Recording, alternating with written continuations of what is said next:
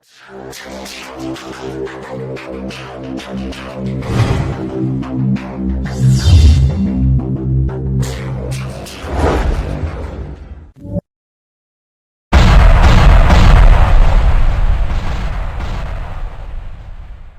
दोस्तों, आज पुनः इस वीडियो लेक्चर में आप सभी का स्वागत है। आज पुनः हम लोग क्या करने वाले हैं, कक्षा 10वीं के रसायन शास्त्र का पहला अध्याय रासायनिक अभिक्रियाएं एवं समीकरण जो चैप्टर हम लोगों ने स्टार्ट किया है, उस चैप्टर के जो कुछ महत्वपूर्ण अध्याय के अंतर्गत जो महत्वपूर्ण प्रश्न होते हैं, है ना, उस महत्वपूर्ण प्रश्नों को हल करने की कोशिश करेंगे। हम लोगों ने अब तक क्या क्या समझ लिया है। हम लोगों ने रासायनिक अभिक्रिया को अच्छे तरीके से समझ लिया है ना, और उस रासायनिक अभिक्रिया को शब्द समीकरण के रूप में लिखना, रासायनिक समीकरण के रूप में लिखना, है ना, जो असंतुलित या ढांचा रासायनिक समीकरण होती है उसे संतुलित करना, ये सारी चीज़ें हम लोगों ने पिछले कुछ वीडियो के अंतर्गत हम लोगों ने इन सभी चीज़ों के बारे में अच्छी तरीके से अध्ययन कर चुका है ना। आइए हम इस वीडियो लेक्चर में उन्हीं कुछ महत्वपूर्ण, है ना, उन्हीं कुछ टॉपिक्स के ऊपर हम कुछ प्रश्न को हल करने की कोशिश करते हैं। जो पहला प्रश्न है वह है वायु में जलाने से पहले, है ना, वायु में जलाने से पहले मैग्नीशियम रिबन को साफ क्यों किया जाता है ना। जैसा कि हम लोगों ने लेक्चर नंबर 1 में ही इसके बारे में अच्छी तरीके से अध्ययन कर चुका है, क्रियाकलाप के माध्यम से। क्रियाकलाप 1.1 था, है ना। उस वीडियो में उस क्रियाकलाप में हमने क्या समझा, यह जो मैग्नीशियम है ना, यह जो मैग्नीशियम है, यह मैग्नीशियम क्या है, मैग्नीशियम एक धातु होता है ना। मैग्नीशियम क्या होता है, मैग्नीशियम एक धातु होता है जिसका संकेत क्या होता है, जिसका संकेत Mg होता है ना। इसका संकेत क्या होता है, Mg होता है। अब यह जो मैग्नीशियम है, मैग्नीशियम जो धातु है, यह मैग्नीशियम काफ़ी क्रियाशील धातु होता है ना। कैसा धातु होता है, यह काफ़ी क्रियाशील धातु होता है। यह क्या करता है, हमारे वातावरण में उपस्थित, हम लोग जानते हैं कि हमारे वातावरण में कई सारे गैसेस मौजूद हैं, है ना। उनमें से एक ऑक्सीजन भी गैस है। इन्हीं ऑक्सीजन से, है ना, यह मैग्नीशियम उन्हीं ऑक्सीजन से क्या करती है, रासायनिक अभिक्रिया करती है, उससे अभिक्रिया कर लेती है, और अभिक्रिया करने के पश्चात मैग्नीशियम ऑक्साइड, है ना, यह मैग्नीशियम है, ऑक्सीजन से अभिक्रिया करके मैग्नीशियम ऑक्साइड का निर्माण कर लेती है। और यह जो मैग्नीशियम ऑक्साइड होती है, यह निष्क्रिय होती है ना। यह किसी प्रकार की अभिक्रिया नहीं करती है। और इससे क्या होता है, इससे यह होता है कि जब मैग्नीशियम ऑक्साइड है वह निष्क्रिय होने के बाद यह होता है कि वह पुनः, है ना, मैग्नीशियम ऑक्साइड बनने के बाद वह पुनः किसी भी प्रकार की अभिक्रिया नहीं करती है, जिससे जो मैग्नीशियम धातु होता है उसका संक्षारण, है ना, उसका संक्षारण होने से बच जाता है ना। लेकिन चूंकि हमें क्या है, हमें तो मैग्नीशियम को जलाना है ना, हमें तो रासायनिक अभिक्रिया करानी है, इसलिए हमें क्या करना पड़ता है, जो उस मैग्नीशियम पर, है ना, चूँकि हम लोग जानते हैं कि मैग्नीशियम जो होता है वह रिबन के फॉर्म में मिलता है। उस रिबन के जो मैग्नीशियम है उस पर क्या होता है कि ऑक्सीजन, है ना, मैग्नीशियम ऑक्साइड की एक पतली परत चढ़ जाती है ना। एक सफ़ेद पाउडर के रूप में मैग्नीशियम ऑक्साइड की एक पतली परत चढ़ जाती है, जिसे हमें क्या करना पड़ता है, सबसे पहले हमें रासायनिक अभिक्रिया कराने से पहले हमें क्या कराना पड़ता है, वह जो मैग्नीशियम ऑक्साइड की परत है उसे हमें रेगमाल पेपर, या जिसे हम लोग सरेस पेपर के नाम से भी जानते हैं, उससे हमें सबसे पहले उस धातु का, है ना, उस धातु को साफ करना पड़ता है। और साफ करने के बाद जब वह मैग्नीशियम ऑक्साइड की जो परत है वह अच्छी तरीके से जब हट जाती है, तब हम लोग क्या करते हैं, पुनः उसे ऑक्सीजन, है ना, उसका दहन करते हैं, है ना। दहन वह वायु में भी वह क्या करती है, ऑक्सीजन से ही अभिक्रिया करती है, लेकिन वह जो अभिक्रिया होती है वह है ना पूर्णतः है ना पूर्ण रूप से वह अभिक्रिया नहीं हो पाती है। इसके लिए हम लोग क्या करते हैं, उस मैग्नीशियम रिबन को है ना दहन करते हैं। क्या करते हैं, उस मैग्नीशियम रिबन का दहन करते हैं, जिससे इस जो यह अभिक्रिया है इसकी क्या होती है, यह इस अच्छी रासायनिक अभिक्रिया देखने को मिलती है ना। तो आइए इस प्रश्न को हम लोग किस तरीके से इसका आंसर लिख सकते हैं। तो इसका आंसर होगा कि वायु में जलाने के पहले मैग्नीशियम रिबन को साफ इसलिए किया जाता है क्योंकि मैग्नीशियम धातु है ना, मैग्नीशियम क्या है, एक धातु है, वह एक सक्रिय धातु है। कैसा धातु है, सक्रिय धातु। यह तेजी से वातावरण में उपस्थित ऑक्सीजन से अभिक्रिया कर लेती है और मैग्नीशियम ऑक्साइड का निर्माण कर लेती है। यह धातु वातावरण में उपस्थित ऑक्सीजन से अभिक्रिया कर मैग्नीशियम ऑक्साइड बनाती है, जो कि इस धातु पर एक परत के रूप में जम जाती है ना। उस धातु के ऊपर जो मैग्नीशियम है, उस धातु के ऊपर क्या होती है, एक पतली सी परत के रूप में जम जाती है। यह परत निष्क्रिय होती है। यह जो परत बनती है मैग्नीशियम ऑक्साइड का, यह परत निष्क्रिय होती है। यह किसी भी प्रकार की अभिक्रिया नहीं करती है, किसी भी प्रकार की क्रिया नहीं करती है। यह परत मैग्नीशियम धातु के संक्षारण को रोकती है। तो इसका आंसर हम इस तरीके से लिख सकते हैं, है ना। आइए हम लोग अगले प्रश्न की ओर बढ़ते हैं और उसे हल करने की कोशिश करते हैं। वह है निम्नलिखित रासायनिक अभिक्रियाओं के लिए संतुलित समीकरण लिखिए। हम लोगों ने रासायनिक अभिक्रिया को संतुलित करना अच्छी तरीके से सीख चुका है ना। किसी भी रासायनिक अभिक्रिया को उसे शब्द समीकरण में लिखना है ना। उसके बाद हमें क्या करना है, उसे हमें रासायनिक समीकरण के रूप में लिखना है। और रासायनिक समीकरण को हमें यदि वह संतुलित है तो ठीक है, यदि वह संतुलित नहीं है तो हम लोगों ने उसे संतुलित करना सीख चुका है। तो आइए हम लोग क्या करते हैं, हम लोगों ने हीट एंड ट्रायल मेथड के माध्यम से है ना रासायनिक समीकरण को संतुलित करना सीखा है। तो आइए उसी हीट एंड ट्रायल का उपयोग करके है ना, इसका उपयोग करना है हीट एंड ट्रायल मेथड का उपयोग करके, यानी कि अनुमान विधि का उपयोग करके हमें क्या करना है, इस रासायनिक अभिक्रिया को संतुलित करना है। तो आइए हम लोग पहला प्रश्न लेते हैं, है ना। यह क्या है, हाइड्रोजन है ना। हाइड्रोजन की अभिक्रिया जब क्लोरीन के साथ होती है, यहाँ पर दो अभिकारक हैं, ये दोनों क्या हो गए, यह LHS है और LHS में हमेशा क्या होता है, अभिकारक होता है। क्या होता है, अभिकारक। ये क्या हुआ, ये RHS है और RHS में हमेशा क्या होता है, उत्पाद को लिखा जाता है ना।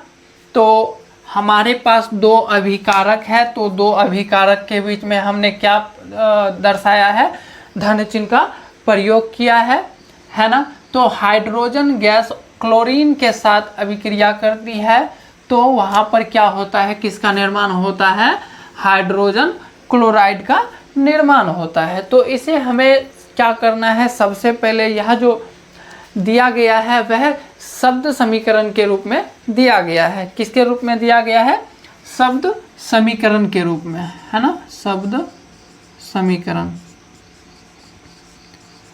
है ना। किस रूप में दिया गया है, शब्द समीकरण के रूप में दिया गया है। सबसे पहले हमें क्या करना है, इसे रासायनिक समीकरण के रूप में लिखना है। तो हम लोग रासायनिक समीकरण किस तरीके से लिख सकते हैं, यह जो शब्द समीकरण में दिया गया तत्व या पदार्थ है, इसके रासायनिक संकेत या सूत्र का उपयोग करके हम इसे रासायनिक समीकरण के रूप में लिख सकते हैं। तो जो हाइड्रोजन का जो रासायनिक सूत्र होता है वह होता है H2। यहाँ पर धन चिन्ह का प्रयोग करना है ना, चूंकि दो अभिकारक हैं। जो क्लोरीन है ना, क्लोरीन एक तत्व है, इसका जो रासायनिक सूत्र होता है वह होता है Cl2, है ना। इसी तरीके से जो हाइड्रोजन क्लोराइड है उसका जो रासायनिक सूत्र होता है वह होता है HCl यानी कि हाइड्रोजन क्लोराइड, है ना। यदि हम इसे देखें तो बाईं ओर हाइड्रोजन की संख्या 2 है, क्लोरीन की संख्या भी 2 है, 1 है, और क्लोरीन की भी संख्या कितनी है, 1 है। तो यहाँ पर हम समझ सकते हैं कि यह जो रासायनिक अभिक्रिया है वह संतुलित रासायनिक अभिक्रिया नहीं है। इसे हमें क्या करना है, इसे हमें संतुलित करना है। और संतुलित क्यों करना आवश्यक है, क्योंकि यह द्रव्यमान संरक्षण के नियम के अनुसार अभी यहाँ पर नहीं है, इसके द्रव्यमान में अभी ह्रास हुआ है, जो कि द्रव्यमान संरक्षण के नियम के अनुसार गलत है ना। इसलिए हमें इसे क्या करना है, संतुलित करना है। तो आइए हम लोग इसे संतुलित करने की कोशिश करते हैं। तो इसका नियम क्या है कि सबसे बड़ी, है ना, जो ऐसे पदार्थ जिसमें सबसे बड़ी पूर्णांक लगी हुई है, सबसे बड़ी, है ना, उसे सबसे पहले हमें क्या करना है, संतुलित करना है। तो यदि हम यहाँ पर देखें तो हाइड्रोजन में भी पूर्णांक 2 लगा हुआ है ना, और क्लोरीन में भी क्या लगा हुआ है, 2 लगा हुआ है। यानी कि यहाँ पर दोनों पूर्णांक का जो मान है वह दोनों समान है। तो आपका जो मन करे, है ना, या तो पहले हाइड्रोजन को आप क्या कीजिए, संतुलित कर लीजिए, या फिर क्लोरीन का, बात बराबर है। तो यहाँ पर हम लोग अभी क्या करते हैं, हाइड्रोजन को संतुलित करने की कोशिश करते हैं। तो बाईं ओर हाइड्रोजन की संख्या कितनी है, 2 है। दाईं ओर करने के लिए हमें क्या करना पड़ेगा, इसको 2 के गुणांक से गुना करना पड़ेगा, है ना। तब इसकी संख्या क्या होगी, हाइड्रोजन की संख्या क्या होगी, संतुलित हो जाएगी। तो यदि हम यहाँ पर, है ना, हाइड्रोजन के सामने यदि 2 लगा देते हैं तो इससे क्या होगा, इससे हाइड्रोजन की संख्या क्या होगी, 2 हो जाएगी। लेकिन इसी 2 के लगाने से, है ना, इस 2 पूर्णांक को लगाने से क्या होता है कि अब यह जो क्लोरीन है ना, यह जो क्लोरीन है इसका भी गुना 2 से हो जाता है, और इसकी भी संख्या कितनी हो जाती है, 2 हो जाती है। तो अब यहाँ पर आप लोग यदि देखें तो बाईं ओर और दाईं ओर के परमाणुओं की संख्या, तत्वों के परमाणु की संख्या क्या है, समान है। तत्वों की परमाणु की संख्या क्या है, समान है। इसलिए यह जो रासायनिक अभिक्रिया है, यह जो रासायनिक समीकरण है वह संतुलित रासायनिक समीकरण है, संतुलित रासायनिक समीकरण, रासायनिक समीकरण। तो बेरियम क्लोराइड, है ना, बेरियम क्लोराइड, एल्युमिनियम सल्फेट, है ना, ये दोनों आपस में अभिक्रिया करती है। तो इससे हमें बेरियम सल्फेट और एल्युमिनियम क्लोराइड का निर्माण होता है ना, उत्पाद के रूप में इसका निर्माण होता है ना। तो जो बेरियम क्लोराइड है उसका जो रासायनिक सूत्र होता है वह होता है BaCl2, है ना। इसी तरीके से एल्युमिनियम सल्फेट का जो रासायनिक सूत्र होता है वह होता है AlSO4 का होल थ्राइस, है ना। इसे क्या कहा जाता है, होल थ्राइस कहा जाता है। यदि यहाँ पर 2 होता तो इसे हम लोग कहते हैं होल ट्वाइस, लेकिन यहाँ पर क्या है, ब्रैकेट के नीचे क्या लिखा गया है, 3 है, तो इसे हम लोग क्या पढ़ेंगे, होल थ्राइस, है ना। तो एल्युमिनियम सल्फेट का जो रासायनिक सूत्र है वह क्या है, AlSO4 होल थ्राइस। इसी तरीके से बेरियम सल्फेट का जो रासायनिक सूत्र है वह है BaSO4, है ना। एल्युमिनियम क्लोराइड AlCl3, है ना। अब यहाँ पर हम लोग देखें तो बेरियम, है ना, बाईं ओर बेरियम की संख्या देखें तो 1 है, क्लोरीन की संख्या देखें तो 2 है, एल्युमिनियम को देखें तो 1 है, सल्फेट को देखें तो कितनी है, सल्फेट 3 है ना। इसी तरीके से दाईं ओर यदि हम लोग बेरियम की संख्या देखें तो 1 है, क्लोरीन की संख्या देखें तो 3 है, एल्युमिनियम की संख्या देखें तो 1 है, और सल्फेट की संख्या देखें तो भी क्या है, 1 है। तो सल्फेट, है ना, इधर यदि हम बात करें तो जो सल्फेट है उसकी संख्या कितनी है, 3 है ना। वही अगर दाईं ओर यदि हम सल्फेट की संख्या देखें तो कितनी है, इसकी संख्या 1 है ना। तो यहाँ पर यदि हम 3 का गुना कर दें, है ना, दाईं ओर यदि हम 3 का गुना कर दें तो इससे क्या होगा, इससे जो सल्फेट है वह क्या हो गया, संतुलित हो जाएगा, है ना। जो सल्फेट है वह क्या होगा, उसकी संख्या दोनों ओर के परमाणु की संख्या बराबर हो जाएगी और यह संतुलित हो जाएगी। अब क्या होगा, यहाँ पर 3 लगाने से यह तो संतुलित हो गया, लेकिन यह जो बेरियम है इसकी भी संख्या कितनी हो गई, अब 3 हो गई, है ना। इसका जो पूर्णांक है, अब यह जो गुणांक है इसका बेरियम से भी गुना हुआ और सल्फेट से भी गुना हुआ, तो बेरियम की संख्या इधर 3 हो गई। तो और यहाँ पर क्या है, बाईं ओर बेरियम की संख्या कितनी है, 1 है। यदि हम यहाँ पर 3 का गुना कर दे तो इधर भी क्या होगा, इसकी संख्या यानी कि 3 हो जाएगी, बराबर हो जाएगी, है ना। बेरियम की संख्या कितनी है, यहाँ पर 3 है ना। यदि हम यहाँ पर 3 लगा देते हैं तो इसकी संख्या 3 हो गई, है ना। और यहाँ पर 3 है और सल्फेट भी क्या है, यहाँ पर संतुलित है। यदि हम इधर देखें तो यहाँ पर सल्फेट क्या है, सल्फेट संतुलित है, बेरियम संतुलित है। यदि हम अगले, है ना, बड़े पूर्णांक की बात करें, है ना, ऐसे बड़े पूर्णांक की बात करें तो वह क्या है, वह है क्लोरीन, है ना। क्लोरीन की संख्या यदि हम LHS की तरफ देखें तो वह 2 है। वहीं यदि हम यहाँ पर देखें, दाईं ओर देखें तो इधर इसकी संख्या कितनी है, इसकी संख्या 2 है। तो हम क्या करें, यदि इस क्लोरीन में हम 2 का गुना कर दें, है ना, इस क्लोरीन में हम क्या करें, 2 का गुना कर दे तो इसकी संख्या कितनी होगी, है ना, इसकी संख्या क्या होगी, 6 हो जाएगी। और इस क्लोरीन में यदि हम 3 का गुना कर दे तो यहाँ पर इसकी संख्या 6 हो जाएगी। तो इस तरीके से हम क्या कर सकते हैं, क्लोरीन को संतुलित कर सकते हैं। और यहाँ पर आप देख सकते हैं कि बेरियम के आगे यह 3 लगाने से हो गया और इस 3 लगाने से यह जो क्लोरीन है 3 दूना 6, यानी कि इसकी संख्या भी 6 हो गई। और यहाँ पर 2 लगाने से इसकी भी संख्या कितनी हो गई, 6 हो गई। तो इस तरीके से बेरियम, क्लोरीन और सल्फेट यह सभी क्या हो गए, संतुलित हो गए। अब यदि हमें क्या करना है, अब यहाँ पर जो केवल बचा है वह है एल्युमिनियम। तो एल्युमिनियम यदि हम बाईं ओर देखें तो इसकी संख्या कितनी हो गई, 2 हो गई इसके आगे लगाने से।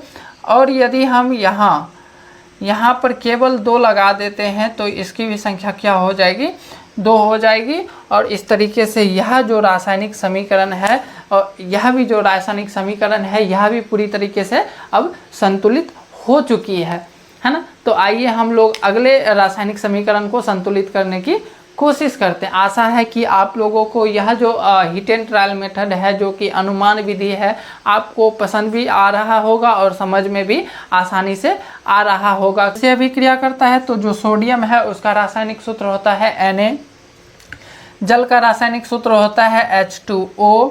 सोडियम, इससे क्या होता है, सोडियम हाइड्रोक्साइड का निर्माण होता है ना। तो सोडियम हाइड्रोक्साइड का जो रासायनिक सूत्र होता है वह होता है NaOH, है ना। और हाइड्रोजन गैस का निर्माण होता है। तो हाइड्रोजन गैस जो है वह H2, उसका जो रासायनिक सूत्र है वह क्या होता है, H2 होता है। चूँकि यह गैस है इसलिए हम गैस के सामने हम इस तीर का निशान, ऊपर की ओर तीर का निशान लगाते हैं, है ना, इस तरीके से। चूँकि यहाँ पर 2 अभिका उत्पाद हैं, है ना। यहाँ पर सोडियम हाइड्रोक्साइड एक उत्पाद है और हाइड्रोजन भी एक उत्पाद है, यानी कि उत्पाद की संख्या यहाँ पर 2 है। इसलिए हम इस उत्पाद के आगे, है ना, इन 2 उत्पाद को अलग अलग दिखाने के लिए भी इनके मध्य हम लोग धन चिन्ह का प्रयोग करेंगे। आइए अब हम लोग इसे क्या करते हैं, जो यहाँ पर हाइड्रोजन की संख्या है वह कितनी है, सोडियम की संख्या जो है वह 1 है। यहाँ पर सोडियम की संख्या 1 है। इधर ऑक्सीजन की संख्या 1 है, यहाँ पर ऑक्सीजन की संख्या 1 है। यहाँ पर हाइड्रोजन की संख्या 2 है, यहाँ पर हाइड्रोजन की संख्या 2, 1, 3 है। तो अब हमें क्या, हाइड्रोजन के आगे यदि 2 लिख देते हैं तो सोडियम की संख्या 2 हो जाएगी, ऑक्सीजन की संख्या 2 हो जाएगी और हाइड्रोजन की संख्या कितनी होगी, 2 और 2 4 हो जाएगी। तो यहाँ पर हम यदि 2 का गुना कर देते हैं तो हाइड्रोजन की संख्या 2 दूना 4 हो जाएगी।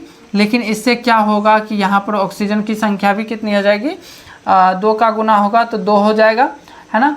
लेकिन यहाँ पर 2 लगाने से यह भी ऑक्सीजन 2 पूरा है, यहाँ हाइड्रोजन भी 4 पूरा है, ऑक्सीजन भी 2 पूरा है ना।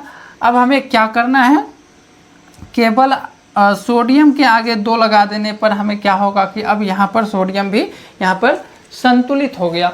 तो इस तरीके से हम लोगों ने बहुत अच्छी तरीके से एंजॉय करके हम लोगों ने जो प्रश्न अध्याय के अंतर्गत जो प्रश्न दिए होते हैं उस प्रश्नों को हम लोग जा रहे हैं। आइए अब हम लोग अगले प्रश्न की ओर बढ़ते हैं और उसे अच्छी तरीके से समझने की कोशिश करेंगे। निम्नलिखित रासायनिक अभिक्रियाओं के लिए उनकी भौतिक या उनकी अवस्था के संकेतों के साथ रासायनिक समीकरण लिखिए, है ना। तो हमें यह जो रासायनिक अभिक्रिया दी गई है वाक्य के रूप में लिखी गई है। इसे सबसे पहले हमें क्या करना है, अच्छी तरीके से पढ़ना है। तो आइए क्या करते हैं, इसे हम लोग पढ़ते हैं। जल में बेरियम क्लोराइड, यहाँ पर जो बेरियम क्लोराइड है वह किस में है ना। आपको शब्दों पर ध्यान देना है कि जो बेरियम क्लोराइड है वह किस में है, जल में है, यानी कि लिक्विड में है, यानी कि द्रव में है। तो बेरियम क्लोराइड की अवस्था क्या हो जाएगी, हमें अवस्था भी लिखनी है इसकी। तो बेरियम क्लोराइड की जो अवस्था है वह है लिक्विड के फॉर्म में, है ना। लिक्विड के लिए हम लोग एल का इस्तेमाल करते हैं। अगला है तथा सोडियम सल्फेट के विलयन, है ना, सोडियम सल्फेट के विलयन। अब यहाँ पर जो सोडियम सल्फेट है वह क्या है, विलयन के फॉर्म में ही है ना। किसके फॉर्म में है, विलयन के फॉर्म में है।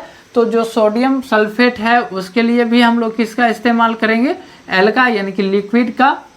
विलयन अभिक्रिया करके सोडियम क्लोराइड, है ना, सोडियम क्लोराइड यानी कि सोडियम क्लोराइड तथा अघुलनशील बेरियम सल्फेट का अवक्षेप बनाते हैं। तो जो सोडियम क्लोराइड तथा अघुलनशील बेरियम सल्फेट का अवक्षेप बनाते हैं। जो सोडियम क्लोराइड है वह भी क्या है, वह भी चूंकि जल में ही है, लिक्विड के फॉर्म में ही है, इसलिए यहाँ पर सोडियम क्लोराइड के लिए भी क्या है कि हम लोग लिक्विड का तो अघुलनशील बेरियम सल्फेट का निर्माण होता है। यानी कि जो बेरियम सल्फेट है वह अघुलनशील है, यानी कि अवक्षेप के रूप में यह प्राप्त होती है। तो जो बेरियम सल्फेट है यह जो है वह ठोस रूप में है। किस रूप में है, ठोस। और हम लोग ठोस के लिए इसका प्रयोग करते हैं, है ना। ठोस रूप में अवक्षेप के रूप में यह क्या होती है कि विलयन में पृथक हो जाती है। इस रासायनिक अभिक्रिया को हम देखें तो यहाँ पर बेरियम की संख्या 1 है, यहाँ पर बेरियम की संख्या 1 है,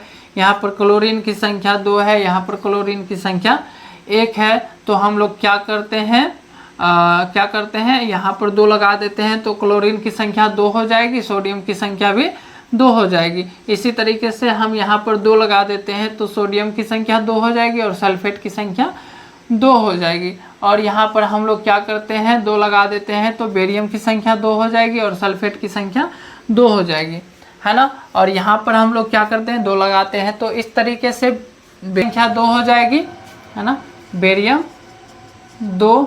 और यहाँ पर भी बेरियम की संख्या कितनी होगी, 2 हो जाएगी। क्लोरीन को देखें तो क्लोरीन की संख्या 2 होगी। यहाँ पर क्लोरीन की संख्या देखें तो यहाँ पर भी क्या है, क्लोरीन की संख्या 2 है। यहाँ पर यदि हम लोग सोडियम की बात करें तो सोडियम की संख्या 2 है, यहाँ पर सोडियम की संख्या भी 2 है ना। यहाँ पर यदि हम लोग सल्फेट की बात करें तो सल्फेट की संख्या 2 है, यहाँ पर सल्फेट की संख्या 2 सल्फेट की संख्या 2 है। यानी कि यह जो रासायनिक समीकरण है वह संतुलित रासायनिक समीकरण है, उपयोग करते हैं।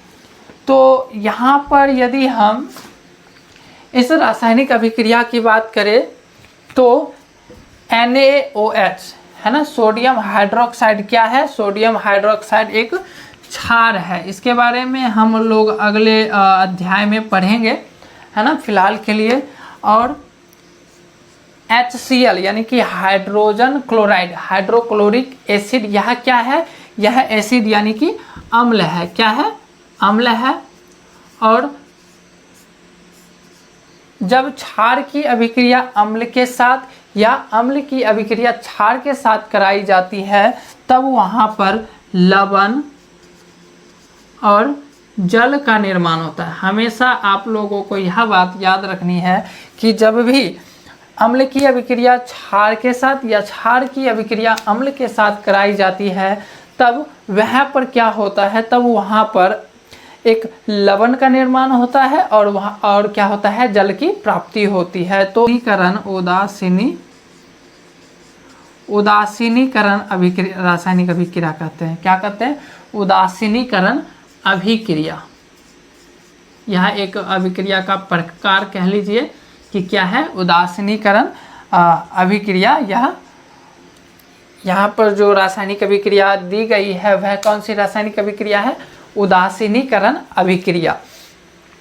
तो इस तरीके से हम लोगों ने जो अध्याय के अंतर्गत जो भी टॉपिक्स हम लोगों ने पढ़ा है अब तक, रासायनिक अभिक्रिया से रिलेटेड, रासायनिक अभिक्रिया, रासायनिक समीकरण, है ना, रासायनिक समीकरण को किस तरीके से संतुलित किया जाता है, तो इन तमाम बिंदुओं के को हम लोगों ने पढ़ा और इन्हीं बिंदु के आधार पर हम लोगों ने कुछ महत्वपूर्ण प्रश्न को करने की कोशिश की। आशा है कि आप लोगों को यह वीडियो जो है काफ़ी पसंद आएगा देखने के बाद, और आशा है कि आपको पहले वाले वीडियो भी काफ़ी पसंद आ रहा होगा, है ना।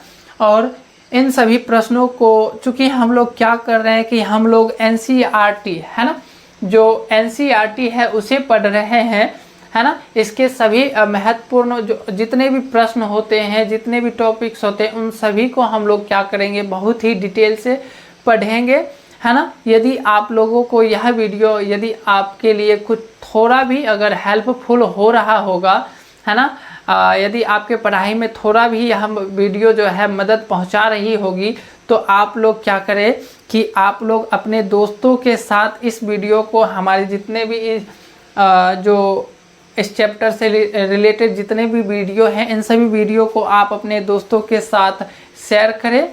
और कमेंट में, है ना, आप लोगों के लिए यूट्यूब पर फ्री है कमेंट के लिए, आप लोग क्या कर सकते हैं, यदि आपको हमारे द्वारा बताई गई चीज़ें समझ में आ रही है तो आप लोग क्या करें, आप लोग कमेंट के माध्यम से उस जो यूट्यूब में कमेंट सेक्शन है उसमें आप लोग यस सकते हैं, मैसेज कर सकते हैं। इससे क्या होगा कि हमें पता चलेगा कि आप लोगों को हमारे द्वारा समझाई गई चीज़ें समझ आ रही है, जिससे क्या होगा, हम और भी ज़्यादा क्या करेंगे, आपके लिए अच्छी तरीके से वीडियो लाने की कोशिश करेंगे। तो तब तक के लिए धन्यवाद। अगले वीडियो में हम लोग रासायनिक अभिक्रियाओं के प्रकार के बारे में डिस्कशन करेंगे।